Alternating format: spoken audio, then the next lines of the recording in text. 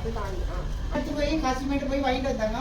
1 kilo 600 ரூபாய். இது 10 kilo வாங்கியிருக்கேன், 6000 ரூபாய். இது வச்சு நாங்கள் ஊறுக்கப்பட்டு வீடியோ போட போகிறேன். இது 10 கிலோ வேறு ஊறுக்கப்பட்டுட்டு ஊறுக்க நல்லா இருந்தால் 5 கிலோ துபாய்க்கு எங்கள் பாப்பாவுக்கு அனுப்பி வச்சுருவாங்க. 5 கிலோ நாங்களே சாப்பிட்ருவோங்க.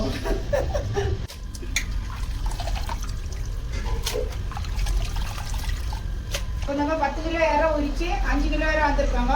அதில் கொஞ்சோண்டு கல்லுப்பு பொடிச்சு போடலாம், கொஞ்சம் மஞ்சத்தூள் போடலாம், கொஞ்சம் மிளகு, கொஞ்சம் சோம்பு பொடிச்சு இதில் போட்டுக்கலாம். நம்ம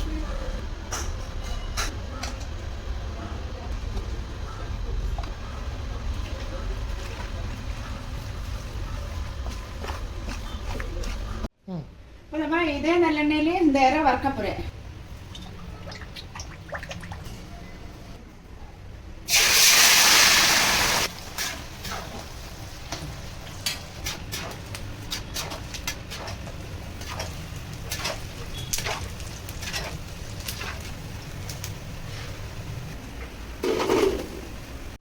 இப்போ நான் இந்த ஊறுக்க தாளித்து விட போகிறேன். அதுக்கு கொஞ்சம் கருவேப்பிலை, இது சோம்பு, சீரகம் வறுத்து வச்சுருக்காங்க, வெந்தயம் வறுத்து வச்சுருக்காங்க, கடுகு வறுத்து வச்சுருக்காங்க. இதெல்லாம் கூட மிக்சியில் போட்டு கொஞ்சம் பொடி பண்ணிட்டு வந்துடுறேன். வேற வறுத்த எண்ணெயிலே இது தாளிக்க போகிறேன். ஒரு 20 கிராம் கடுகு போட்டுருணும். இப்போ நம்ம கொஞ்சோண்டு வெந்தயம் போட்டுடலாம். பூண்டு, இஞ்சி சின்னதாக நமுக்கி வச்சுருக்காங்க, பச்சை மிளகாய் 2 போட்டு வச்சுருக்காங்க. அது இந்த எண்ணெயில் போட்டுருவேன். எல்லாம் கூட போட்டு நல்லா பொரிஞ்சு வரணும். கொஞ்சமாக உப்பு போட்டுடலாம். அப்போ இதெல்லாம் சீக்கிரம் ரெடி ஆகி கிடைக்கும். இப்போ நம்ம கொஞ்சம் கருவேப்பிலை போட்டுடலாம்.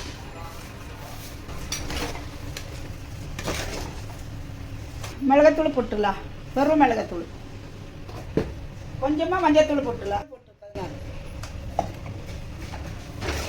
கொஞ்சம் பச்சை வாசனை போன வரைக்கும் இந்த மிளகாத்தூள் விதக்கணும். நம்ம இந்த அரைச்சி வச்சா பொடியெல்லாம் இதில் போட்டுடலாம். அடுத்தது இறை போட்டுடலாம். வறுத்து வச்ச இறை இது. விநாகிரி இதில் ஊற்றிடலாம்.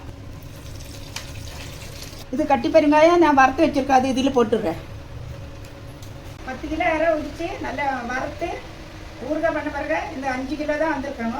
இந்த 5 கிலோ ஊறுக்காயிலே நாங்கள் 2 கிலோ எங்கள் பாப்பாவுக்கு துபாய்க்கு அனுப்ப போகிறேன்.